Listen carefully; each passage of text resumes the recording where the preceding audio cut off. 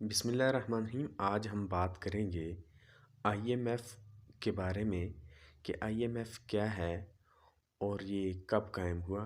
اس کے ساتھ ساتھ ہم پاکستان اور آئی ایم ایف کے تعلقات کا بھی جائزہ لیں گے۔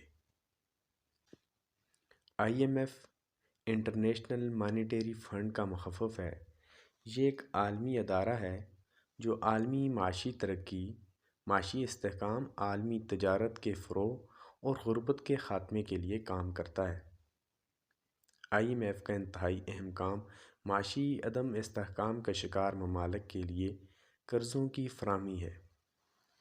یہ ادارہ 1930 کے گریٹ ڈپریشن کے نتیجے میں 1944 میں قائم ہوا۔ اگر پاکستان کی بات کی جائے تو پاکستان 1950 میں آئی ایم ایف کا ممبر بنا۔ گزشتہ 75 سالوں میں یعنی 2024 تک پاکستان کل 23 مرتبہ آئی ایم ایف کے پاس گیا اور قرضے کی اقساط حاصل کیں۔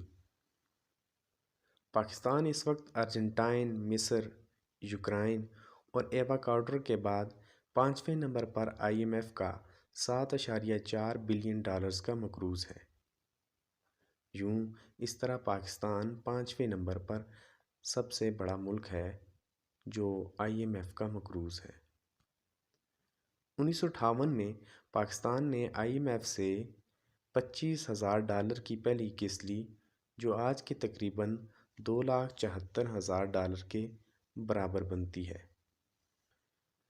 پاکستان نے آئی ایم ایف کے پروگرام کے تحت سب سے بڑی رقم 2008 میں $7.6 بلین حاصل کی۔ پاکستان عالمی مالیاتی ادارے کا $7.6 بلین کا مقروض ہے۔